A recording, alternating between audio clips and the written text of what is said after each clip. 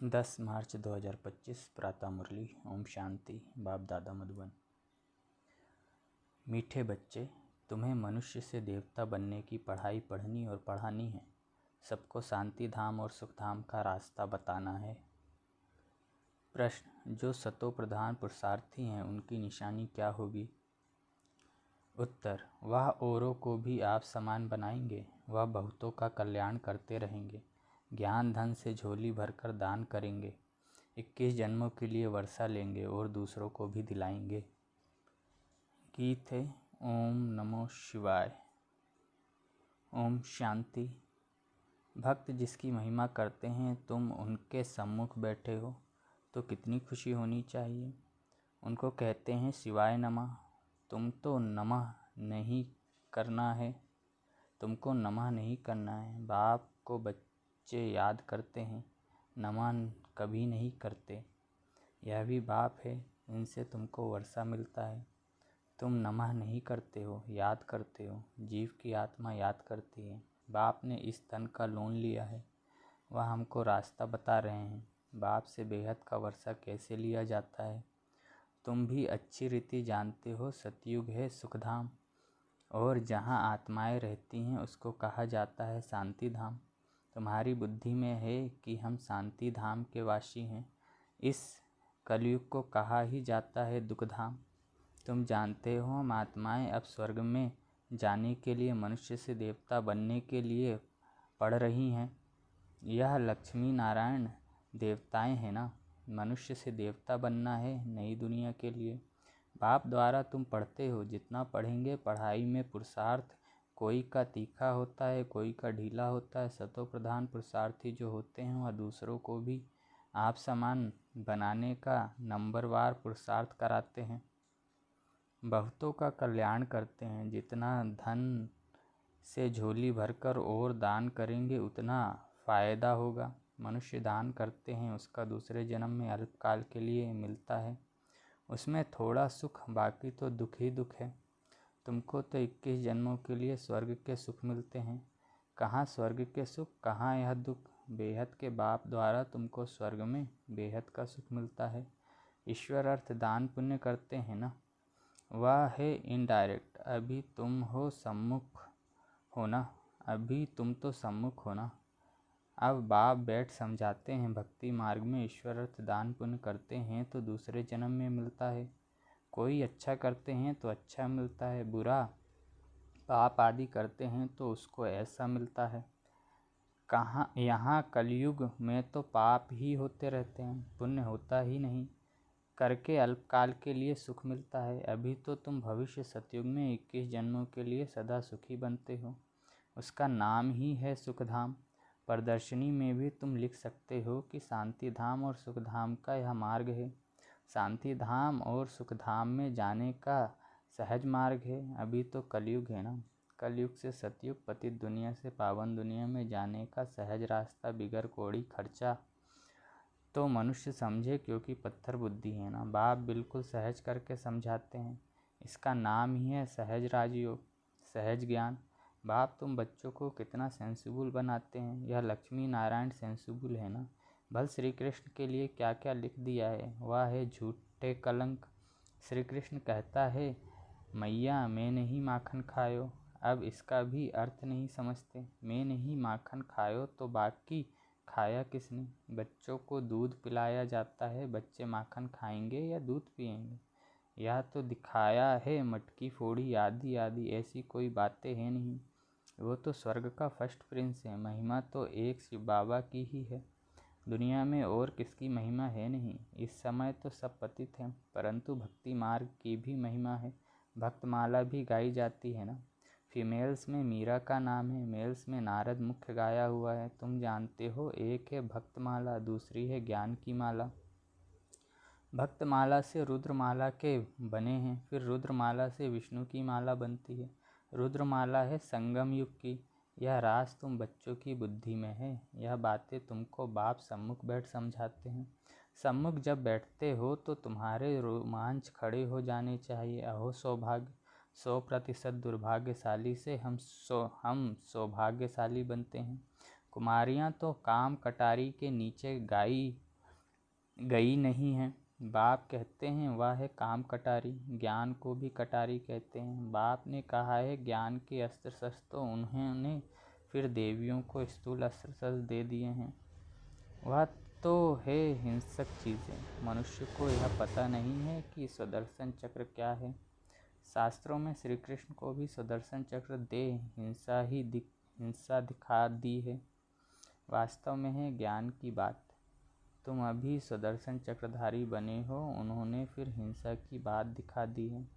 तुम बच्चों को अब स्व अर्थात चक्र का ज्ञान मिला है।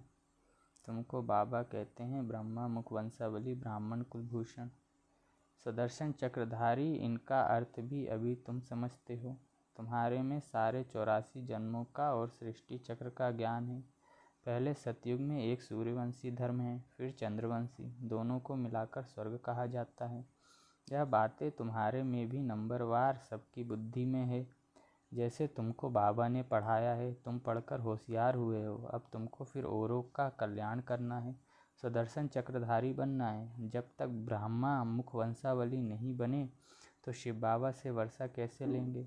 अभी तुम बने हो ब्राह्मण, वर्षा शिव बाबा से ले रहे हो।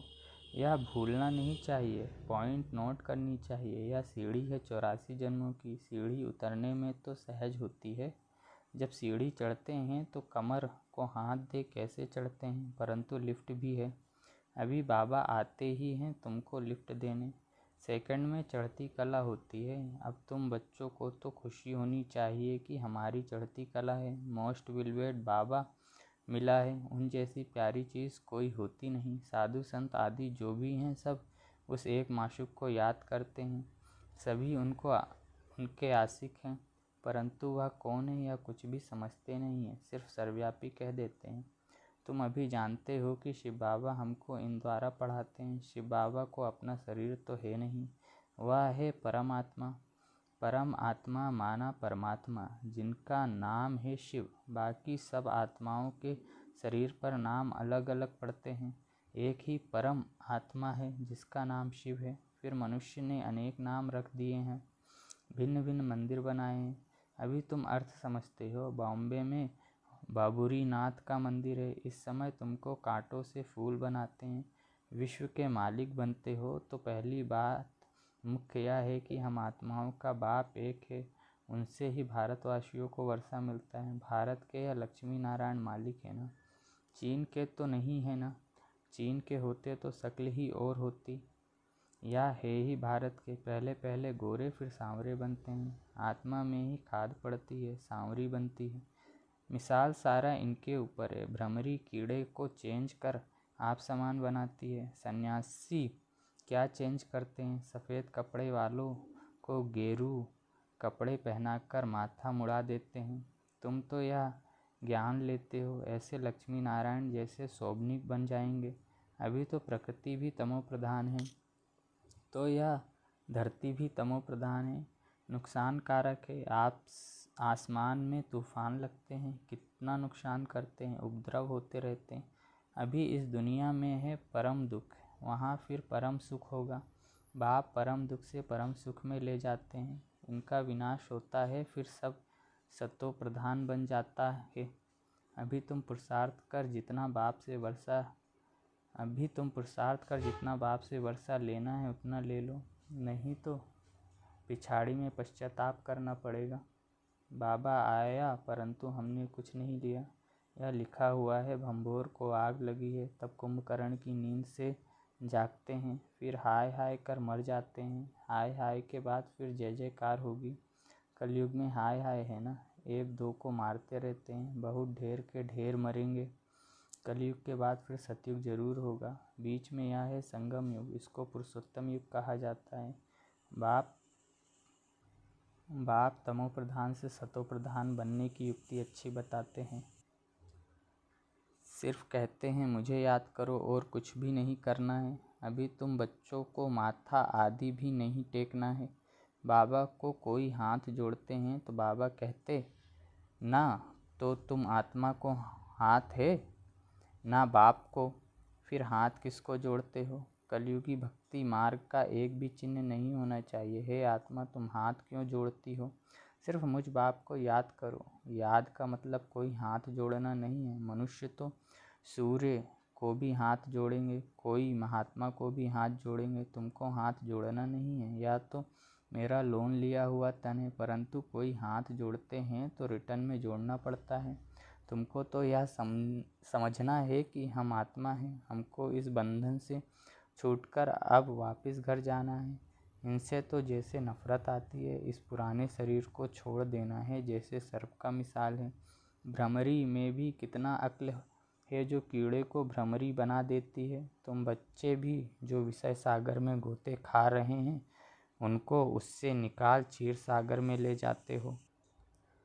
अब बाप कहते हैं चलो शांति धाम। मनुष्य शांति के लिए कितना माथा मारते हैं। सन्यासियों को स्वर्ग की जीवन मुक्ति तो मिलती नहीं। हाँ, मुक्ति मिलती है, दुख से छूट शांति धाम में बैठ जाते हैं। फिर भी आत्मा पहले पहले तो जीवन मुक्ति में आती है, पीछे फिर जीवन बंध में आती है। आत्मा सतो प्रधान है, फिर सीढ़ी उतरती है। पहले सुख भोग, फिर उतरते उतरते तमो प्रधान बन पड़े हैं।